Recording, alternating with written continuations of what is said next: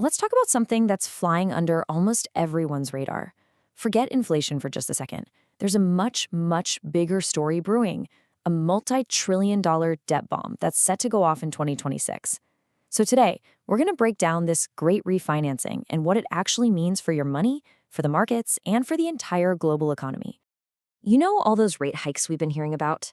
Well, turns out that was just the opening act. The main event, that's coming in 2026. That's the year when trillions of dollars in debt, all of it borrowed for next to nothing, finally comes due. It is the moment the cheap money era officially dies, and the world has to start paying the bill. And this is the absolute key. While everybody's eyes are on inflation, the real story is that money itself is about to get a whole lot harder to come by. Central banks aren't flooding the system with cash anymore. In fact, they're pulling it out. And that means borrowing gets tougher and way more expensive, which is setting the stage for a major economic squeeze. So what is this debt cliff we're all apparently heading towards? Well, it's not just one single thing. It's a whole bunch of factors all converging at once to create a very steep drop-off. Let's take a look at the numbers. This chart right here shows what people in the know call the maturity wall. And you can see this is not a gentle slope. After years of pretty manageable debt rollovers, we are about to hit a sheer cliff in 2026. A massive spike in both corporate and government debt all comes due at the exact same time, in a brand new, high interest rate world. And that number, $1.8 trillion? Get this, that's just for commercial real estate. A huge chunk of that was borrowed when rates were near zero. Just imagine your 2% mortgage suddenly jumping to 7%. Now apply that same shock across the entire commercial property market. Yeah. You want to know a dirty little secret of modern finance? Most of these huge debts are never actually meant to be paid back. They're just rolled over, meaning they're paid off with new loans. And that system works great when money is cheap.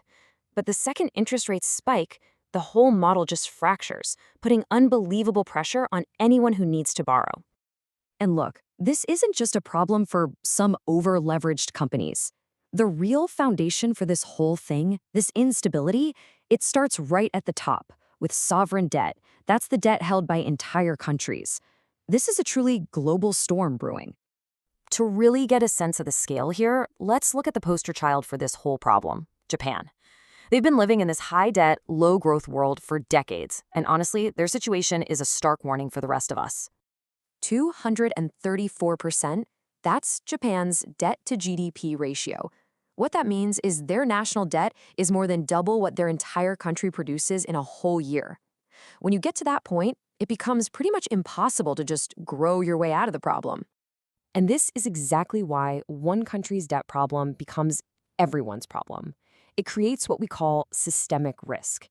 This isn't about one company failing anymore. This is about the risk of the entire system getting dragged down. And yep, that absolutely includes the markets where your 401k is invested. When the system gets this fragile, everything is connected.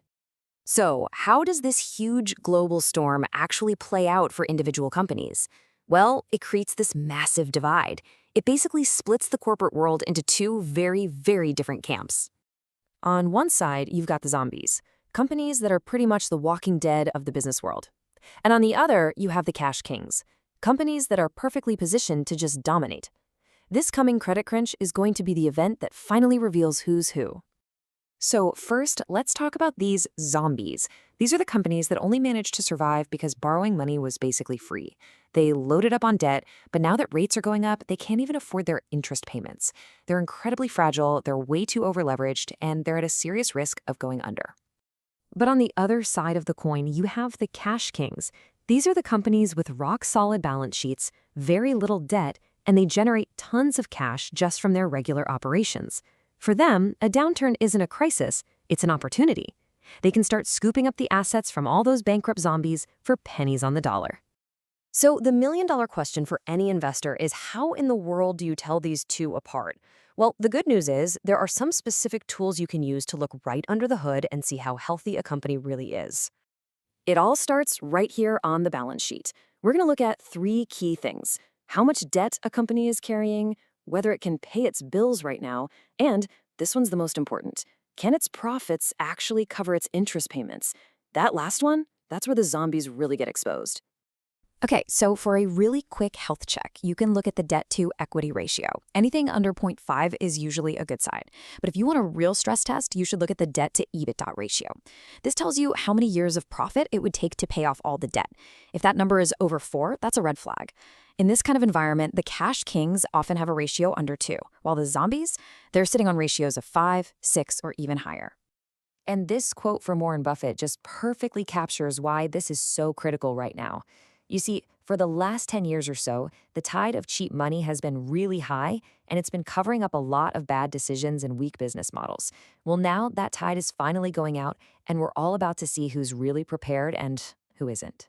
Really understanding this danger is the first step. Because once you see the risk for what it is, you can also start to see the massive opportunity that it creates for anyone who's actually ready for it. This kind of environment really forces us to question those popular investing phrases, like buy the dip. I mean, buying the dip in a cash king company could be a brilliant move. But buying the dip in a high-debt zombie company, that's not an investment. That's trying to catch a falling knife. A lot of these companies might never recover. And this famous piece of advice, it really comes with its own built-in warning label. To be the one buying when everyone else is panicking, you need to have cash and a strong portfolio yourself. You can't take advantage of the chaos if you're one of its victims. So I want you to think of the great refinancing less as a crisis and more as a great filter. It's going to force a massive deleveraging across the entire economy, and it's going to separate the strong, productive companies from the weak ones. For investors who are prepared, this is nothing short of a once-in-a-generation opportunity. Look, this isn't a forecast of doom and gloom. It's a forecast of change. A great transfer of wealth from the unprepared to the prepared is on the horizon. And the only question left is the one right here on the screen.